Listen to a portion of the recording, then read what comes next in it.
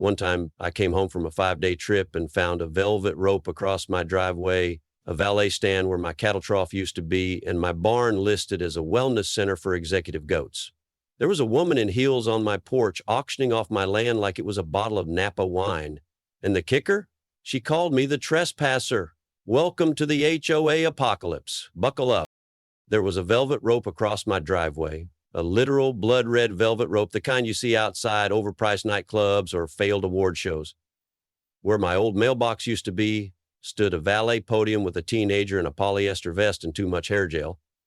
My cattle trough had been replaced by a beverage station offering cucumber water and champagne and flutes that looked allergic to fingerprints. I stopped the truck, blinked twice, and thought maybe I'd taken the wrong exit off County Road 73. But no, that was definitely my porch. And standing on that porch in front of my father's rocking chair was a woman in a cream blazer and heels that looked like miniature guillotines. She held a microphone like she'd been born for real estate fraud and purred. Welcome to the Evergrove Eco Estates preview. Up next, parcel B14, perfect for sunrise yoga and rustic event experiences. Parcel B14 was my damn barn. I slammed the gear into park so hard the cup holder coughed up my coffee. I stepped out and barely got 20 feet before a young man in a clip-on tie jogged up, arms out like he was trying to land a plane. Sir, I'm going to have to ask you to stay on the gravel. This is a private investor event. I stared at him, blinked again, and said, Son, you're standing on my alfalfa field. He laughed nervously, as if that was the punchline to a joke I hadn't told. We've reserved this space for approved guests of the HOA. If you'd like to book a tour, I believe Miss Hammond is accepting appointments. I am the owner, I snapped, louder now. That's when the microphone volume jumped. From the porch, he turned. Celeste Hammond, platinum blonde, surgically smoothed and radiating the kind of artificial calm usually found in infomercial cult leaders. Security, she chirped into the mic, her smile not wavering. We have a local attempting to disrupt our community showcase. Please escort him to the registration tent. For a half second, I thought maybe I was hallucinating. Maybe I'd hit my head on the flight back, but no, this was real. I walked up the path anyway, stepping over some designer folding chairs, and shouted, Celeste, I live here. This is Morrison Homestead. This porch? That's where my granddad built his last saddle.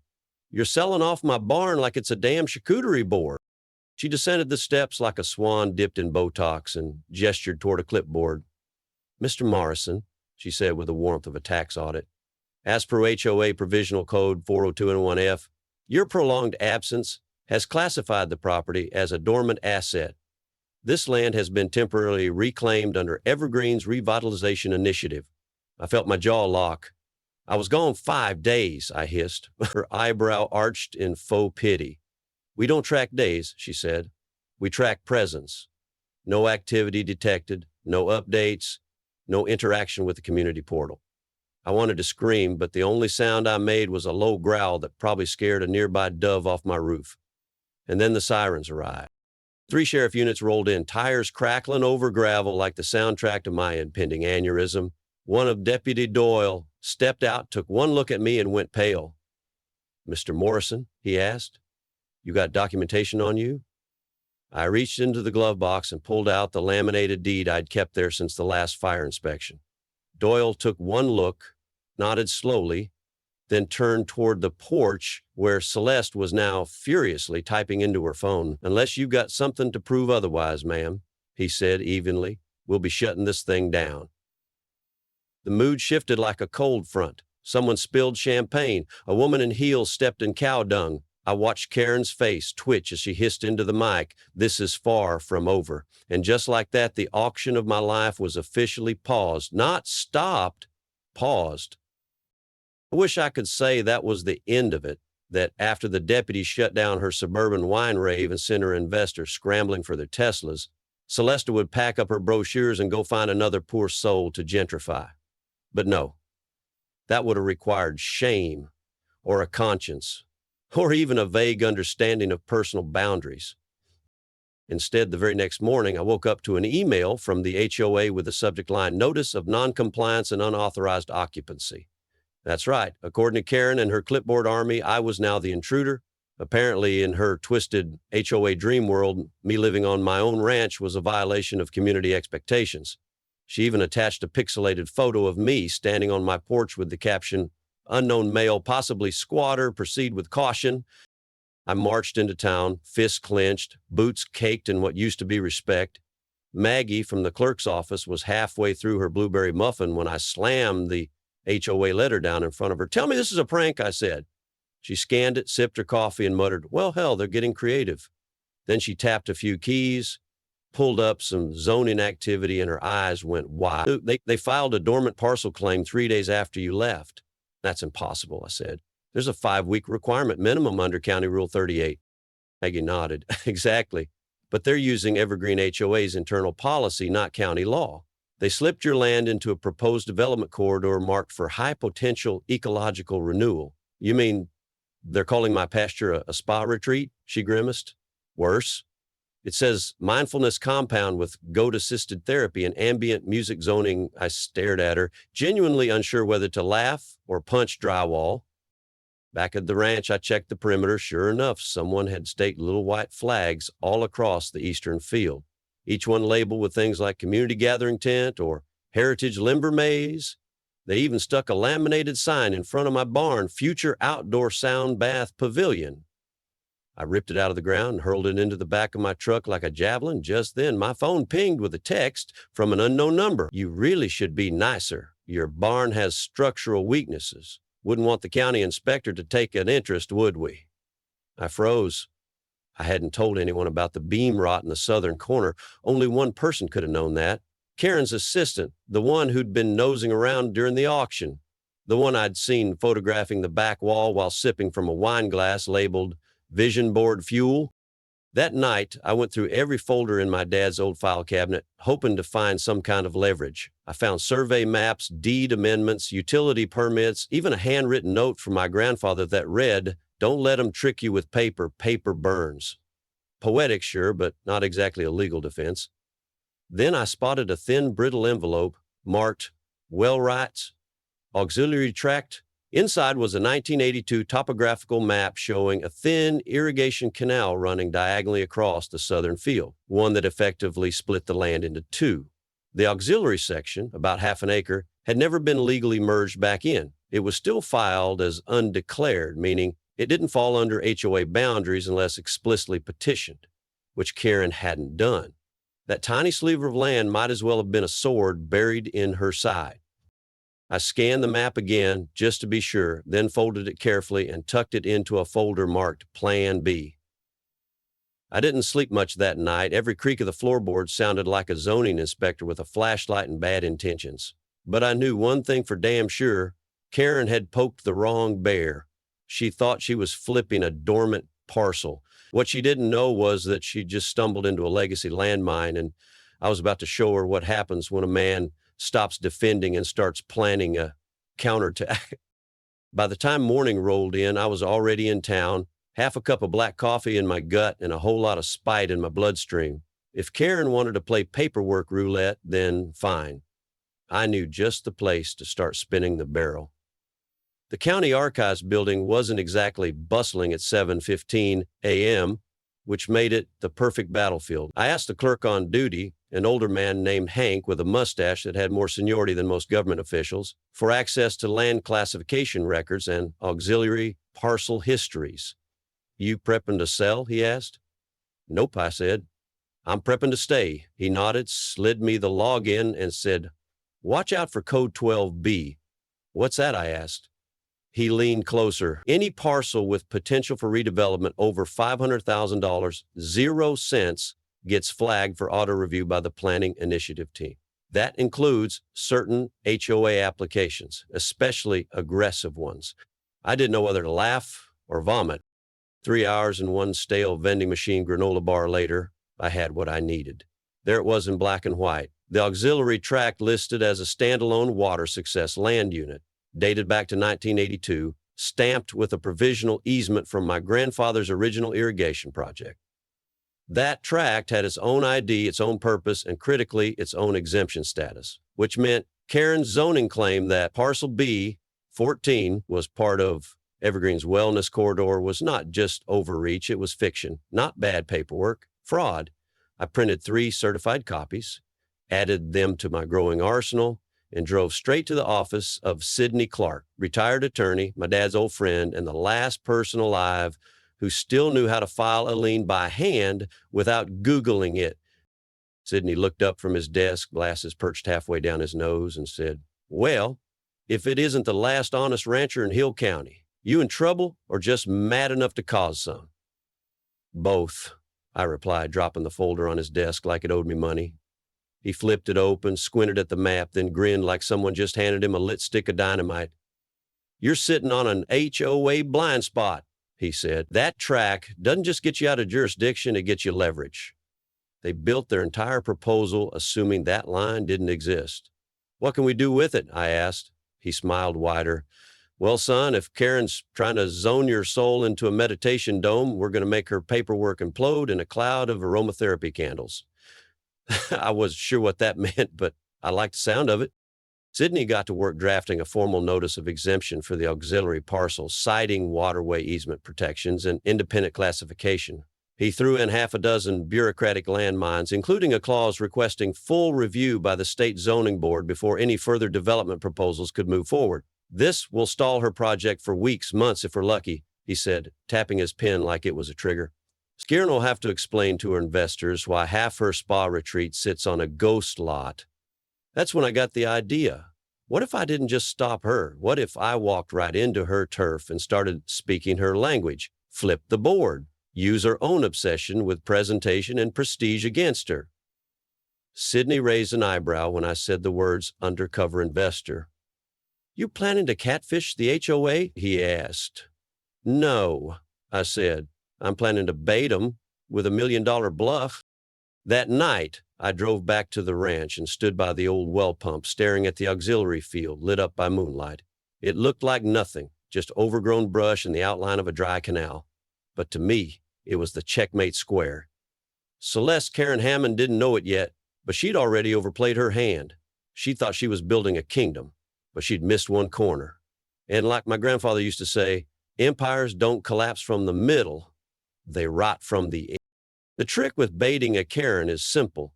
You don't wave a red flag, you wave a fat check. So the next morning, I pulled the ugliest sports coat I owned out of storage, ran a comb through my hair with a dab of axle grease disguised as pomade, and reinvented myself as Logan Myers, strategic rural investment consultant from Austin who specialized in rustic to wellness conversions. That's the type of man HOA Karens respect. Fake enough to seem successful, rich enough to ignore regulations, and slippery enough to be above zoning codes. I registered for the next Evergreen Investor Mixer using a burner email, attached a bland headshot I took next to my tractor, and wrote a cover message so dry it could start brush fires. Excited to be part of Evergrove's sustainable rural future.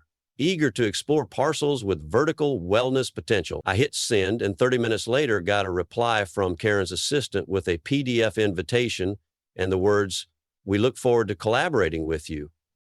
The event itself was held in a massive white rental tent pitched right in my northern pasture. The audacity of it didn't even register anymore.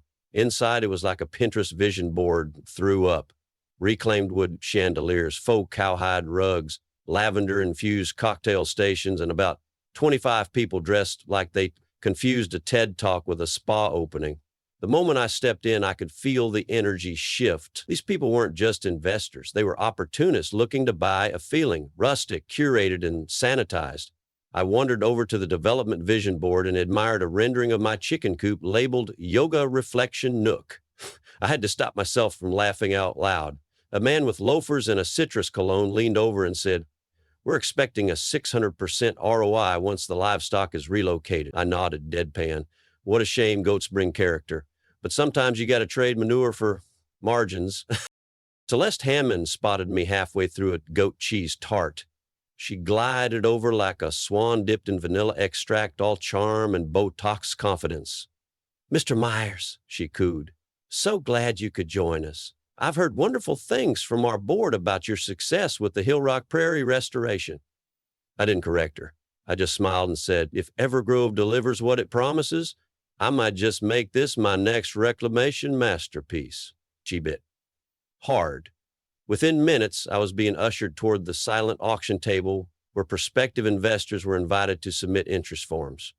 I browsed casually until I found the lot 5 the acre behind my house with my dad's old smokehouse and the oak tree where our family dog Bullet was buried.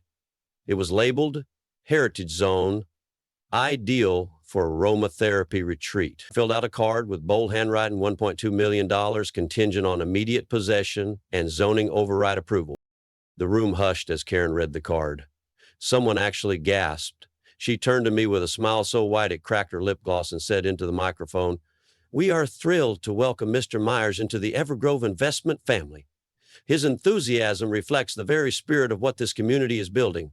Cameras flashed, I posed. Internally, I prayed the sweat on my back didn't betray the bluff. Then I made my move. I approached the investor services booth and requested, as per the brochure clause, an in-person deed inspection. "Naturally," I said, "can't commit 7 figures without checking what ghosts might still be hiding in the crawl space, right?" The intern behind the desk, barely out of college and reeking of ambition, nodded nervously and penciled me in. "Miss Hammond will arrange the private walkthrough." I thanked him, took the glossy folder, and walked out with my jaw aching from forced grins. 5 minutes later, in the gravel parking area behind the tent, Celeste found me. Her voice was low, her smile gone. "You're clever," she said flatly, "but not clever enough. You don't have the money, and when this collapses, I'll sue you so hard your cows will need a legal team." I smiled and let just enough of my accent bleed through. "Funny. That's what people always say before they get served." She stepped closer. "This land is gray zone. 1 phone call and I can file a noise complaint, get your barn red flagged, or maybe a fire safety review. That old smokehouse looks flammable." I pulled a tiny voice recorder from my coat pocket and clicked it off. "Appreciate the threat, Karen. Now say it again for clarity." She didn't, but the look in her eyes said she knew she'd just made a mistake. I drove home that night in silence, the tape safely backed up on 3 separate USB sticks. My bluff had triggered her rage, her overconfidence had triggered her mouth, and now I had something real. But what I didn't realize, what I couldn't have known yet, was that Karen wasn't done. No, this wasn't a queen retreating, it was a rattlesnake coiling tighter. Because the very next morning, nailed to my front gate like a middle finger made of paper, was a notice that made my stomach twist. Printed in bold, pending environmental hazard investigation, all property activity suspended by HOA emergency review panel.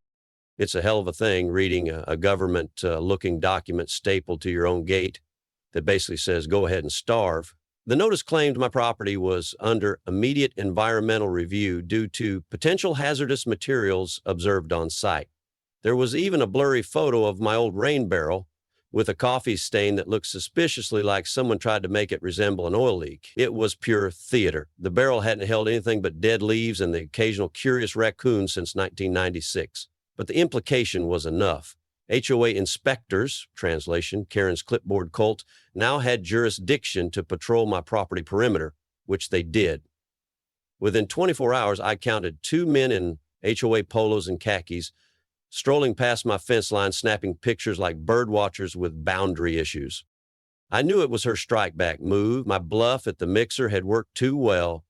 Karen couldn't call it out without admitting she took fake money from a fake man for a fake development. So instead, she played the long game, bury me in bureaucracy, starve me of action, and hope I'd fold under the pressure. And I'll be honest, for a while it worked. I couldn't fix the fence.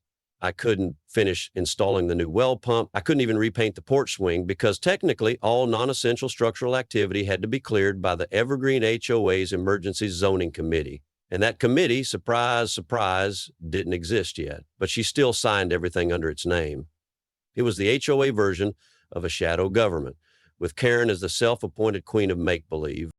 On day 3 of the freeze, I noticed my mailbox had been ripped off its post, just gone. Wires exposed, bolts on the ground, no explanation. I called the sheriff's office and got a sympathetic sigh and the usual, "Without video, it's just property damage, nothing we can do." That same night, my internet went out. Not spotty, gone.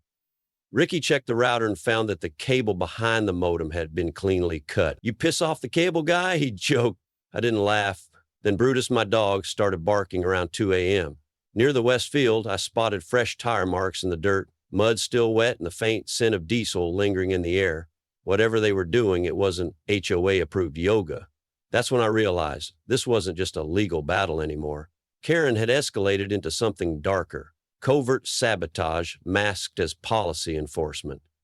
I started sleeping less, eating worse. Every creak in the night turned into a threat. I kept my shotgun by the door and my boots on while I slept.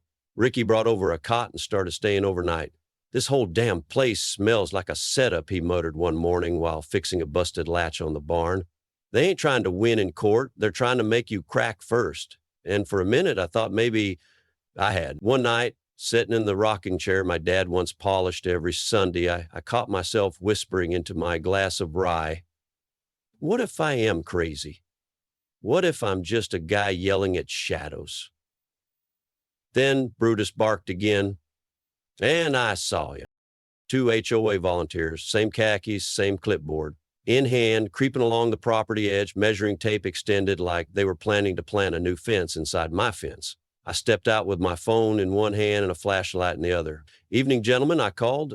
One jumped like he'd been tasered. The other held up a badge that looked printed on a home office inkjet. "This is a perimeter compliance review," he mumbled. "Under what authority?" I asked. "Executive HOA committee." "You mean the committee that doesn't exist?" I smiled. "This land is undeclared and you just admitted to unlawful entry." I didn't have to record anything. The bluff was enough. They backed off, stammering. But I knew the game now. Karen didn't need to win by law. She just needed to make me feel like I'd already lost.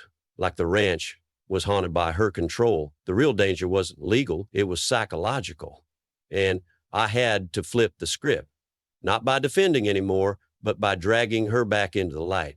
Because if she wanted war by clipboard, she was about to find out what happens when the land fights back. I didn't sleep that night, not out of fear, but clarity. Karen had overplayed her hand. Again. She'd gone from HOA harassment to a slow-motion home invasion with khakis and clipboards. And while she was busy weaponizing fake committees and burner email threats, I was building something stronger than a lawsuit. I was building a story. Not for the sheriff, not for the zoning board, for the people. Because Karen's power didn't come from law, it came from silence, and I was about to shatter it. The next morning, I pulled out my old typewriter, my dad's, dented, stubborn, keys that stuck on every E-end, wrote a letter. One page, no legalese, no ranting, just facts. I printed 60 copies on thick tan paper and drove around before sunrise, slipping them into every mailbox within 5 square miles. The headline read, "What if the next parcel they take is yours?" Below was a simple timeline. When I left for Colorado, when the auction happened, when Karen filed zoning maps behind closed doors, and how my pasture almost became a kombucha barn. I included screenshots of the auction brochure showing my smokehouse labeled as a heritage relaxation chamber. I didn't ask for support, I asked for vigilance. Watch what they do when they think no one's looking. That was it. By noon, the calls started. Ricky, who'd gone into town for supplies, said people at the feed store were whispering like it was church scandal week. Someone had taped the letter to the community bulletin board. Maggie from the clerk's office called me herself. "Luke, I just got asked if Evergrove was zoning people into silence. What the hell did you drop in the mailboxes?" I told her the truth. A flashlight. The next bomb dropped when Nolan, Karen's nervous assistant, showed up at my ranch, pale and shaking, holding a brown envelope. "She made me forge things," he said. "I didn't know it would get this far." Inside the envelope were copies of internal emails, unfiled maps, and one glorious PDF titled "Revised Zoning Proposal Do Not Circulate," with my property marked as claimed, like I was a parking space or a bottle of rosé at an HOA brunch. I handed everything to Sidney. The man read in silence, then cracked his knuckles and said, "Let's make her squirm." He filed an official complaint to the county's Development Ethics Board citing misrepresentation, fraudulent annexation, and procedural abuse. But we didn't stop there. We filed for an emergency public hearing to expose the documents in full. It forced the county to freeze all evergreen HOA zoning activity pending review. That hit like a lightning bolt. Karen went radio silent for 2 days. Then the HOA posted a vague announcement: due to unforeseen procedural audits, upcoming property enhancements are temporarily postponed. Ricky snorted reading it. Enhancements? Ha! Like padlocking someone's gate is a spa upgrade. That's when the community snapped. 3 former HOA board members resigned within a week. A neighbor down the road, June Whitaker, showed up at my door with 2 pies and says she fined me last year for having patriotic wind chimes. That woman's the devil in pastel. By the weekend, I heard whispers that a petition was forming to remove the entire Evergreen HOA charter. Well, that's when it hit me. Karen had ruled by fear in wine meetings, but she never saw what real rural unity looked like. Not protests, not slogans, just neighbors quietly deciding they'd had enough. But Karen, she wasn't one to go down quiet. And if I knew her playbook, she'd find a way to strike back. Public, dramatic, and laced in just enough faux legality to sting. All I had to do now was wait, because her next move would be her last. It came, of course, on a Monday, the kind of Monday that smells like bad coffee and bureaucratic spite. I woke up to the sound of gravel crunching under tires and found a courier at my gate holding a certified envelope like it was radioactive. Inside was a letterhead stamped by Bradley Colton and Associates, the kind of law firm that puts inspirational quotes on cease and desist orders. In elegant serif-heavy print, it read, "We hereby demand Mr. Luke Morrison immediately refrain from disseminating commentary, public or private, that may negatively impact Evergreen HOA's economic interests." In other words, I'd hurt Karen's feelings too effectively. I laughed so hard I almost dropped my coffee. Then I gave the envelope to Brutus. He ate the corner with a snort. Sidney didn't laugh, though. "Brad Coulton's a fixer," he said over the phone. "They don't call him until they're bleeding somewhere they can't bandage." That meant our case had rattled something real, something deeper than HOA overreach. And that gave me an idea. If Karen was willing to weaponize silence, I'd turn her own paperwork into the loudest scream in the county. We compiled every document Nolan gave us, including the zoning draft she'd sworn was internal only. And then we made one final move, filed for a formal emergency injunction to suspend Evergreen HOA's operating authority pending investigation. The attached evidence wasn't just zoning misconduct, it was coordinated fraud. The hearing was scheduled for Thursday morning at the county hall, a beige cinder block building that smelled like old manila folders and passive-aggressive decision-making. I wore my cleanest jeans and my father's old corduroy blazer, the one with cedarwood dust still clinging to the cuffs. Sidney carried a folder so thick it needed its own zip code. Across the aisle, Karen arrived 20 minutes late, flanked by her human legal wallpaper, Brad Coulton, and 2 HOA board members with faces that looked like sun-dried peaches. Karen didn't look at me, but she wore navy blue and a smile as fake as her jurisdiction. The chairman opened the session in the driest voice imaginable. Item 7A, jurisdictional review concerning Parcel 48 and Subdivision 48B under Evergreen HOA authority. Then he looked directly at me. "We'll begin with the property owner." I stepped to the podium and laid it all out. The auxiliary tract, the irrigation easement, the legal exemption never emerged. I presented copies of the original deed, maps, Karen's own signature on misfiled boundary documents. Then I let Sidney do what he does best. He spoke softly, methodically, and finally played the audio. Karen's voice, clear as crystal. I stalled him long enough. If we freeze the land, he'll break. They always break. You could feel the oxygen leave the room. Someone gasped in the back. Karen's posture went from power pose to panic yoga. Brad tried to recover, spitting citations, arguing that our documents were contextually premature. But when the chairman asked for Evergreen's official zoning approval forms, Brad coughed and said, "We're still compiling." Sidney stood calmly. "We have Exhibit H." He dropped Nolan's leaked folder on a table. Inside, unvoted amendments, false financial projections, and one spreadsheet titled Projected Gains Post-Morrison Acquisition. Karen finally snapped. "This is a witch hunt," she barked, palms flat on the table. "He's manipulating history, weaponizing paperwork to sabotage community growth." Her voice cracked on the word growth. The chairman raised an eyebrow. "Mr. Hammond, are you confirming you filed jurisdictional claims over land not legally governed by Evergreen?" She hesitated, a blink too long. "I interpreted the adjacency as inclusive." Brad leaned away from her like a man distancing himself from a grenade. The board recessed for 5 minutes. No one said a word. When they returned, the chairman read the verdict in a flat tone that felt biblical. "We find Evergreen HOA's claims over Parcel 48 and 48B illegitimate. All development activities are hereby revoked. Further, we recommend a state-level investigation into administrative misconduct and zoning fraud. No applause, just finality.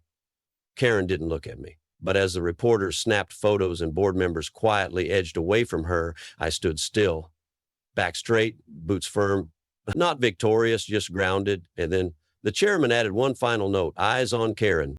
This land never belonged to you, and now everyone knows it. By sunset, the news had already made its way down every dirt road and diner booth in the county. They didn't run headlines like that in New York, but out here it spread like wildfire on dry grass. HOA Karen loses entire development in zoning fraud scandal. I didn't throw a party, didn't pop a cork or raise a toast. I just walked the perimeter of my land with Brutus trotting beside me. Boots crunching gravel, air thick with that post-rain freshness that smells like dirt finally breathing. The barn cats came back. The hummingbird feeder was full again. The land didn't feel hijacked anymore. It felt still mine. 2 days later, a thin official-looking envelope showed up in my mailbox. Yes, reinstalled. It was from the county planning board. Inside, a single-page ordinance titled The Morrison Clause, signed and sealed. From now on, any HOA zoning changes within half a mile of legacy land parcels had to be reviewed in person by a certified county official. No more Jesse claims, no more phantom maps. There's actual eyes, actual boots, and actual respect. Sidney showed up that evening with a bottle of bourbon and a grin like he'd just won a state fair chili contest. You didn't just win, he said, sitting on the porch swing. You rewrote the playbook. But of course, Karen didn't vanish, not really. She never does. And a week later, a friend sent me a photo from a conference in Phoenix. There she was, sitting under a banner that read, Innovative Housing Leadership Summit. Her nameplate now reading, Celeste Hammond, Real Estate Consultant and Community Strategist. I laughed so hard I choked on my coffee. Same Karen, new lipstick. Somewhere in Arizona, she was already pointing at another field, saying, what if we replace this boring old farm with a sound bath center and artisanal pickle cafe? Then came the drone. I spotted it hovering low over my southern fence line near dusk, humming like a nervous mosquito. I hopped on my ATV and followed it back to a rental SUV parked half hidden behind cottonwoods. The guy inside had the look of an unpaid intern mixed with desperation. Cargo pants, laptop open, coffee cup with a motivational quote. He jumped when I tapped the window. You lost? I asked. He fumbled for words, started the engine. Before he could bolt, I snapped a photo of the plates. Turns out, Sidney made a few calls later that night. Guess who rented that vehicle, he said. Brad Colton's firm. They're filming redemption reels for disgraced HOA execs. I couldn't help but smirk. They want a comeback story, I said. They're standing on the wrong set. The letters started coming next, handwritten, typed, even one carved into wood. People from all over the country. Some were from ranchers, some from suburban dads, one from a retired Navy engineer whose HOA tried to fine him for flying the American flag too early on weekends. Most of them didn't want advice. They just wanted to know they weren't crazy for defending their peace, their property, their principle. I told them the same thing every time. The law won't always protect you. But truth survives long enough to matter. And as long as I've got dirt under my boots, a deed in my drawer, and a watchdog named Brutus who barks when clipboard people get too close, no Karen in heels, no HOA in loafers, and no development map with pastel highlights is going to take what my family built. Not today, not ever. Out here, land isn't just soil and fences. It's memory, legacy, and the quiet kind of freedom you don't realize you have until someone tries to rezone it into a juice bar. Karen didn't just try to take property. She tried to rewrite history with brochures and buzzwords. But the truth is, people like her only win when we surrender our peace before they even take the gate. What saved this place wasn't just paperwork. It was presence. A man refusing to be erased. A dog that barked at the right time. A neighbor who finally said, enough. Whether you're fighting an HOA, a bully in a boardroom, or a Karen with a clipboard and a God complex, remember, your story matters. Your stand echoes. If this hit a nerve, drop a comment, share your battle, or tag someone who's been through the HOA circus. Like, subscribe, and plant your feet. Some fights are worth the mud.